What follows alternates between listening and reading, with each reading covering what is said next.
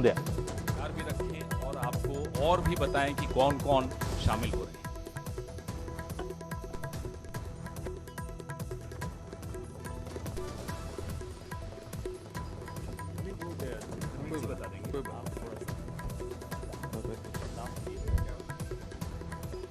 नमस्कार साथियों, देवेंद्र यादव, कांग्रेस पार्टी के लिए पवन बहुत खेड़ा, खुशी की बात है प्रताप कि सिंह आज बाजवा, हमारे बीच में धर्मवीर गांधी, पूर्व अमरिंदर सांसद, सिंह राजा वड़िंग, एक बहुत ही जाने माने शिक्षाविद, कार्डियोलॉजिस्ट और सोशल वर्कर के रूप में जाने और पहचाने जाने वाले पटियाला के पूर्व सांसद आदरणीय धर्मवीर गांधी जी अपने साथियों के साथ कांग्रेस पार्टी की जो विचारधारा है उसके साथ सम्मिलित होने के लिए आज यहाँ ऑल इंडिया कांग्रेस कमेटी के हेड ऑफिस पहुँचे हैं। मैं भाई राजा वड़िंग जी, आदरणीय सीएलपी लीडर बाजवा जी, भाई पवन जी की तरफ से कांग्रेस पार्टी में विधिवत रूप से आदरणीय धर्मवीर गांधी जी का स्वागत करता हूं। जैसा कि हम जानते हैं कि धर्मवीर जी पटियाला से 2014 में माननीय सांसद के रूप में जो वहां पर परनीत कौर जी चुनाव लड़ी थी, उनके अगेंस्ट लड़कर एक अच्छे मार्जिन से उस समय सीट जीती थी। 2016 में आम आदमी पार्टी से इन्होंने इस्तीफा दिया और अपनी पार्टी बनाकर 2017 में कुछ लाइक माइंडेड लोगों के साथ मिलकर एक पार्टी का गठन किया। लेकिन क्योंकि कांग्रेस पार्टी हमेशा से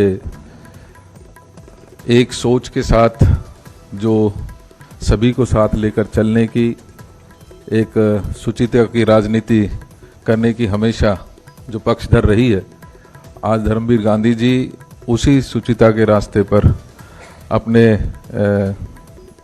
विचारों को साथ रखकर वो आज हमारी पार्टी में शामिल हुए हैं। मैं विधिवत रूप से आदरणीय धर्मवीर गांधी जी का स्वागत करता हूं। Thank you. मैं अब हमारे प्रदेश अध्यक्ष श्री राजा वड़िंग जी से आग्रह करूंगा कि वो भी आपको दो शब्द कहें।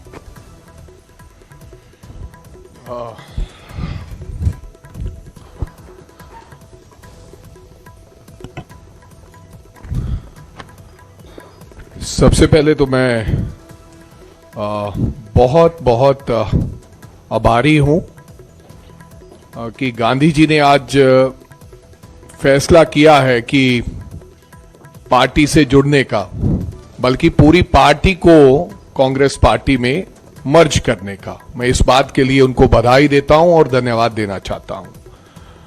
और ये एक बहुत बड़ा फैसला है।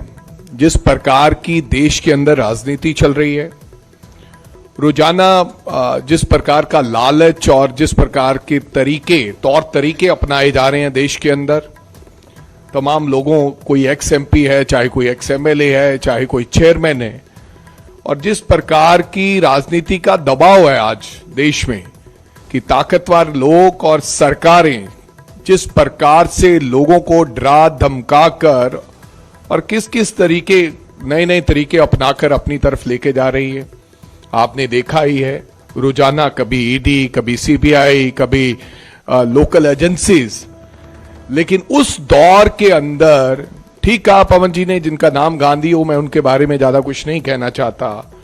उस दौर में किसी ऐसे व्यक्ति ने जो एक्स एमपी हैं और जो जिनका डॉक्टरी पेशा है, उन्होंने ये फैसला लिया है कि मैं कांग्रेस पार्टी का झंडा उठाकर लोगों के बीच कांग्रेस पार्टी का प्रचार करेंगे। तो मैं समझता हूं इससे खुशी की बात हमें हो नहीं सकती। मैं दिल की गहराइयों से पूरी प्रदेश कांग्रेस कमेटी की तरफ से मैं उनको बधाई देता हूं और धन्यवाद देना चाहता हूं। Thank you. मैं हमारे सीएलपी लीडर प्रताप सिंह बाजवा जी से भी आग्रह करूंगा कि वो आपको और भी बताएंगे कि और कौन कौन इनके साथ आ रहे हैं। माइक वो वाला नहीं है क्या आपके पास? लाइए वो दीजिए, ये छोड़िए, मैं आपको दूसरा माइक। बार बार माइकों को मत करवाया करो। बहुत ही सत्कार योग खेड़ा जी, हमारे पार्टी के स्टेट इंचार्ज देवेंद्र यादव जी, प्रदेश कांग्रेस प्रधान छोटे भाई राजा वड़िंग जी, विशेष तौर पर इधर जैसे पुरानी एक बात कही जाती है कि आप घर आए हमारे खुदा की रहमत, कभी हम आपको कभी घर को देखते हैं। सो गांधी साहब का आना बहुत बड़ा वेलकम है। और सबसे बड़ी बात है कि पंजाब में ही नहीं, सारे हिंदुस्तान में बहुत सारी ऐसी फोर्सेस जो कांग्रेस से दूर हो चुकी थी, कॉन्स्टिट्यूशन बचाने के लिए, डेमोक्रेसी को बचाने के लिए इकट्ठी हो रही। गांधी जी का आना बहुत शुभ संकेत है हमारी जमात के लिए और सारे देश की डेमोक्रेटिक फोर्सेस के लिए। इधर अकेले गांधी साहब ही नहीं, इनके साथ मेरे छोटे भाई सर रिशपाल सिंह जौड़ा माजरा जी राइट पर बैठे हुए हैं। ये बहुत अहम किसान लीडर हैं पंजाब के। किसान मोर्चे में एक अहम भूमिका निभाई इन्होंने। इनके साथ एडवोकेट हरमीत कौर बराड़ जी हैं, नरेंद्र संधू साहब हैं, प्रोफेसर साहब, सुमित पुल्लर साहब हैं, अमर टोलेवाल साहब हैं, और भी बहुत सारे साथी आज आए हैं। और आते दिनों में पंजाब के बहुत बेहतरीन इंटेलेक्चुअल्स जो हैं, सोशल रिफॉर्मर्स जो हैं, जिनकी बहुत एक अपनी छवि है पंजाब में, वो आहिस्ता आहिस्ता सीरीज में, क्योंकि ये जो एक भारत जोड़ो का, मैं ये थोड़ी सी बैकग्राउंड बताना चाहता हूं, अचानक ये नहीं आए। ये तो ऐसे आइडियोलॉग हैं जिनको राजी करना ओवरनाइट नहीं होने वाले थे। बहुत देर से हमारे से इनकी राय अलग हो चुकी थी, मगर जब राहुल गांधी जी ने भारत जोड़ो का कन्याकुमारी से कश्मीर की शुरुआत की है, बहुत सारे वो लोग जो समझते थे कि डेमोक्रेसी को बचाने की जरूरत है, तब 2 दिन लगातार कन्याकुमारी से जब उनकी यात्रा शुरू हुई बाय फुट, 2 दिन गांधी साहब उस यात्रा में रहे। बहुत लंबा अरसा इनकी चर्चा हमारे बहुत सारे साथियों से हो रही थी। सारे पंजाब में यह बात थी कि अगर अच्छे लोग, सोसाइटी के पढ़े लिखे लोग, और ये पेशे से निरे डॉक्टर नहीं है, एक दफा मैं इनके वहां खुद घर गया हूं, 350 से 400 मरीज का इलाज फ्री, दवाइयां फ्री, हर चीज फ्री करने वाले ऐसे जो लोग हैं, जिनके मन में ये बात है कि ईमानदारी से इस देश को मजबूत रखना है। ਮਿਨਿਸਟਰਾਂ ਤੇ ਰੋਜ਼ ਜੇਲ੍ਹ ਜਾਂਦੇ ਸੀ, ਅੱਜ ਕੋਈ ਵੀ ਆਰੋਪ ਨਹੀਂ ਲਗਾ ਸਕਿਆ। ਉਸ ਚੀਜ਼ ਨੂੰ ਵੀ ਉਹ ਝਟਲਾਉਣ ਦੀ ਕੋਸ਼ਿਸ਼ ਕਰਦੇ ਆ ਕਿ ਸਾਡੀ ਤਾਂ ਸਰਕਾਰ, ਅਟਲ ਜੀ ਦੀ ਸਰਕਾਰ ਆਈ, ਉਸ ਤੋਂ ਬਾਅਦ ਫਿਰ ਵਿੱਚ ਅਸੀਂ ਸੱਤਾ 'ਚ ਨਹੀਂ ਆਏ, ਔਰ ਉਸ ਵੇਲੇ ਵੀ ਸਾਡੇ ਤੇ ਕੋਈ ਆਰੋਪ ਨਹੀਂ ਲੱਗਿਆ ਤੇ ਅੱਜ ਵੀ ਸਾਡੇ ਤੇ ਕੋਈ ਆਰੋਪ ਨਹੀਂ ਲੱਗ ਰਿਹਾ। ਕੀ ਗੱਲ ਹੈ ਇਹ? ਕੋਈ ਲੋਕ ਉਸ ਵੇਲੇ ਈਡੀ ਡਰਾ ਰਹੀ ਸੀ, ਵਿੱਚ 10 ਸਾਲ ਤਾਂ ਇਹਨਾਂ ਦੀ ਸਰਕਾਰ ਸੀ। ਆ ਪੰਜਾਬ 'ਚ ਰੋਜ਼ ਆਰੋਪ ਲਗਾਉਂਦੇ ਆ, ਇਹ ਕਹਿੰਦੇ ਆ ਕਿ ਸਾਡੇ ਬੰਦਿਆਂ ਨੂੰ ਪੈਸੇ ਦਿੱਤੇ ਗਏ, ਆਪਰੇਸ਼ਨ ਲੋਟਸ ਆ ਇਹ ਆਪਰੇਸ਼ਨ ਲੋਟਸ ਦੀ ਮੈਂ ਗੱਲ ਕਰਦਾ ਕਿ ਭਾਈ ਜੇ ਹੈ ਤਾਂ ਤੁਹਾਡੇ ਕੋਲ ਵਿਜੀਲੈਂਸ ਆ, ਤੁਹਾਡੇ ਕੋਲ ਪੁਲਿਸ ਆ, ਤੁਹਾਡੇ ਕੋਲ ਪ੍ਰਸ਼ਾਸਨ ਆ, ਤੁਸੀਂ ਮੁਕੱਦਮੇ ਦਰਜ ਕਰੋ ਔਰ ਉਹਨਾਂ ਦੀ ਇਨਵੈਸਟੀਗੇਸ਼ਨ ਕਰਵਾ ਕੇ ਸਾਰੇ ਜਨਤਾ ਦੇ ਸਾਹਮਣੇ ਲੈ ਕੇ ਆਓ, ਔਰ ਮੁਕੱਦਮੇ ਵੀ ਝੂਠੇ ਦਰਜ ਕਰ ਲੈਂਦੇ ਆ। ਹੁਣ ਤਾਂ ਸ਼ੀਤਲ ਅੰਗਰਾਲ ਨੇ ਵੀ ਉਹਨਾਂ ਦੀ ਗੱਲ ਦੱਸਤੀ ਕਿ ਕੀ ਕਰਦੇ ਆ ਇਹ। ਇਸ ਕਰਕੇ ਉਹ ਸਾਰੀਆਂ ਚੀਜ਼ਾਂ, ਔਰ ਕਿੱਡੀ ਬਦਕਿਸਮਤੀ ਆ, ਹੁਣ ਇਹਨਾਂ ਦੀਆਂ ਪਾਰਟੀਆਂ ਚਲਾਉਣ ਦਾ ਵੀ ਠੇਕਾ ਮੋਦੀ ਜੀ ਨੂੰ ਦੇ ਦੇਣ ਜਾਂ ਸਾਨੂੰ ਦੇ ਦੇਣ, ਇਹ ਵੀ ਸਾਡੀ ਜ਼ਿੰਮੇਵਾਰੀ ਹੋ ਜੂਗੀ। ਆਪਦੀ ਪਾਰਟੀ ਨੂੰ ਆਪ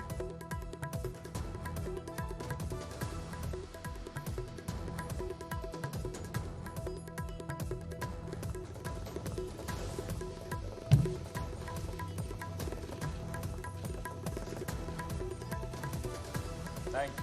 अब हम बैठ जाएं। ठीक ठीक ठीक। अब मैं धर्मवीर गांधी साहब से आग्रह करूंगा कि वो अपने विचार आपके सामने रखें, वो अपने कारण बताएं और जो उनके ख्याल हैं आज के दौर को लेकर उनसे आपको अवगत कराएं। पत्रकार साथियों और मंच पे विराजमान हमारे बहुत ही माननीय पवन खेड़ा जी, पंजाब स्टेट कांग्रेस के प्रधान राजा वड़िंग जी और पंजाब CLP के लीडर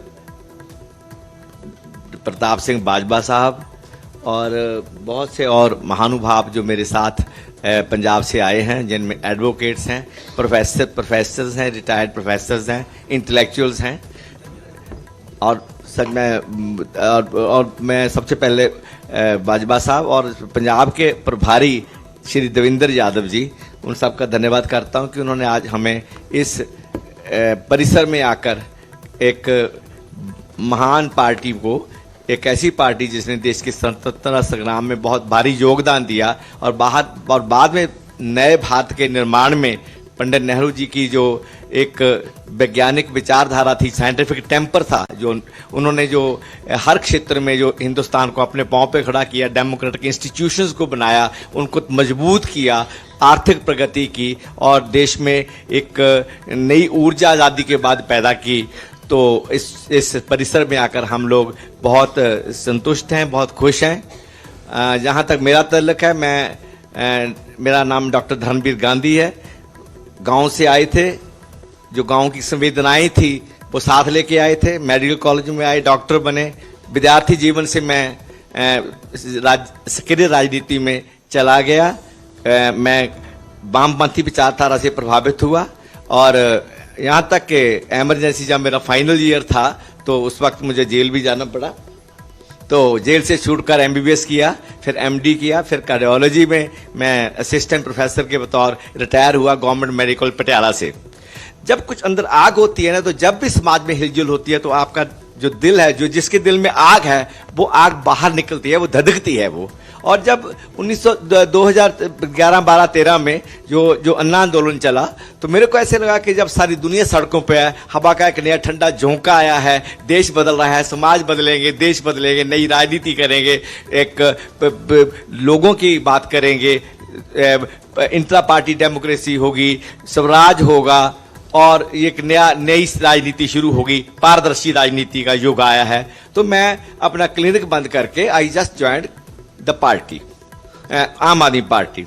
पर मैंने बहुत जल्दी देख लिया कि आम आदमी party is not the party of my ideals. ये मेरे आदर्श की पार्टी नहीं है। जो यहाँ चला है, जो जैसे चल रहा है, जिस तरह पार्टी चल रही है, कांग्रेस में तो किसी बाकी पार्टी में तो जो हाई कमांड कल्चर या VIP कल्चर आने में दशकों लगे हैं, डिकेड्स लगे हैं, और यहाँ तो 2-3 साल में वो जलवा देख गया, 2 साल में जलवा देख गया। तो मैं आई सेड गुड बाई। मैं 14 में इलेक्ट हुआ और 15 फरवरी में मैंने इसको छोड़ दिया।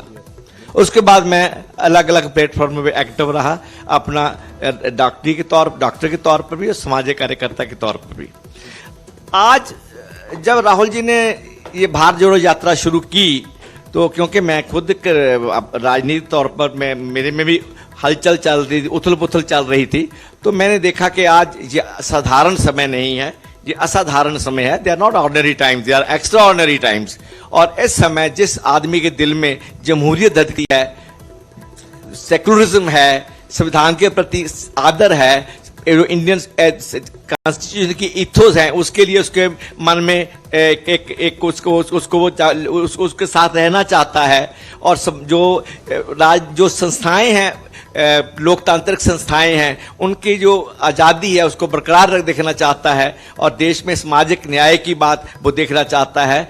तो ऐसे समय में जब ये सब कुछ खतरे में हो और जब 2024 ना तो ये ऑर्डिनरी टाइम्स हैं और ना 2024 का इलेक्शन ऑर्डिनरी इलेक्शन है, देश का इतिहास लिखे जाने वाला है। देश ने किधर जाना है, कौन सी दिशा अख्तियार करनी है, किस दिशा में जाना है, वो एक बहुत महत्वपूर्ण इलेक्शन है। तो ऐसे समय में हम मेरे जैसे लोगों के लिए, जो जब से जवानी में पैर रखा है तब से ही वो एक सोच में सोचते रहे हैं, तो चुप रहना, साइड्स ना लेना, या ठीक साइड ना लेना बहुत इंपॉर्टेंट सवाल है. I want to be seen on the right side of history in this in 2024 in the coming elections. मैं इतिहास के सही रास्ते और जो दुरुस्त रास्ता है उसकी साइड पे खड़ा होना चाहता हूं. That's why I am with Congress.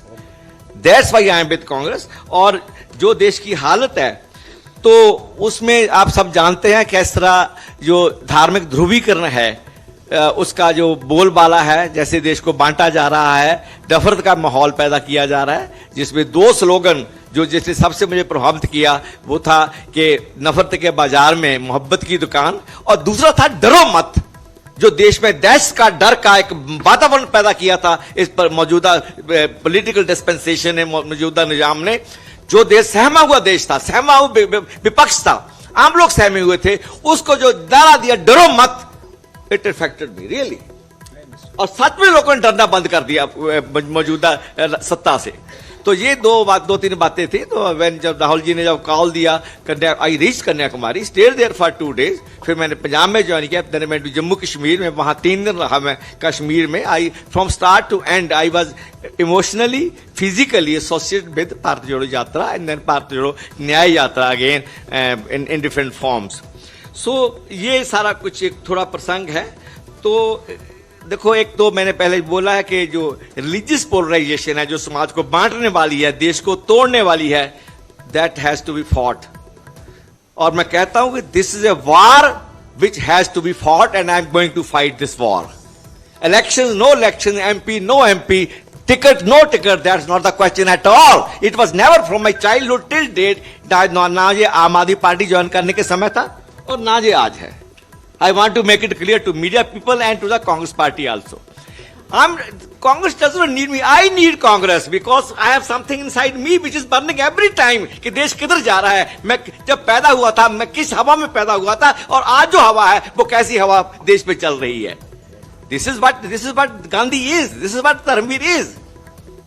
सो ये माहौल है, रिलीजियस पोलराइजेशन का माहौल है, जो सेफ्रनाइजेशन किया जा रहा है, जो सोशल फैब्रिक है जो तोड़ा जा रहा है, उसको नष्ट किया जा रहा है, और जो धार्मिक ध्रुवीकरण है ये जितना बड़ा खतरा है, और इकोनॉमिक डिस्पैरिटी, जो आर्थिक विषमता है वो आसमान छू रही है. अब कोई किसी वक्त ना कि गरीब और अमीर का एक कोई प्रोपोर्शन हुआ करती थी. It is disproportion. पता ही नहीं है कब अडानी के पास कितना पैसा चला गया है, पता ही नहीं कि हिंदुस्तान के 200 परिवारों के पास कितना पैसा है, और बाकी 70-80% लोग किस हालत में जी रहे हैं. जो आर्थिक विषमता है, और जितना बड़ा ये सवाल है, और जिसको अक्सर हमारे दो के साथ राहुल जी ने बड़ा टाइमली, और जब लोगों का ध्यान इस तरफ नहीं था, जिस स्लोगन खड़ा किया था, तो वो it was a very indicative, very descriptive slogan था. I was quite impressed with that also. And thirdly,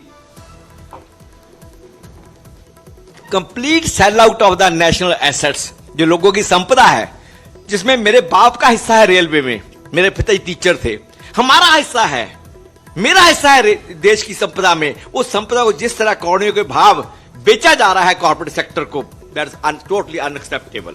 not only for me and for every that person who has stake in this country, जिनका stake है इस देश में, इस देश के भविष्य में, इस देश के अब सियासी आबो हवा में भी, और दूसरी तरह भी.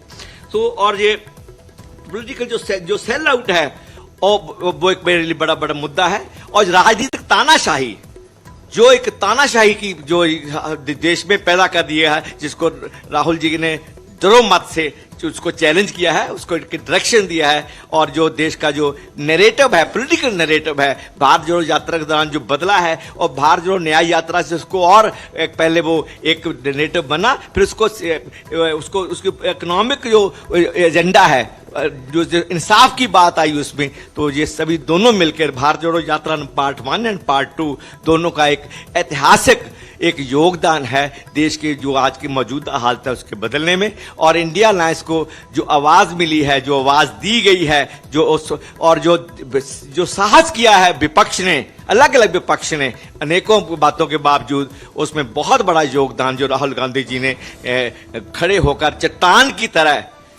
की तरह खड़े होकर जो मुकाबला किया है, जो पॉलिटिकल जो मौजूदा सत्ता थी, उसका बहुत बड़ा योगदान है.